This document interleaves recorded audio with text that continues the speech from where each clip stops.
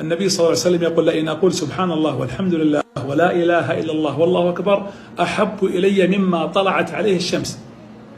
ولا يوجد أحد على الأرض أحد يقول سبحان الله والحمد لله ولا إله إلا الله والله أكبر ولا حول ولا قوة إلا بالله إلا كفرت عنه ذنوبه ولو كانت مثل زبد البحر.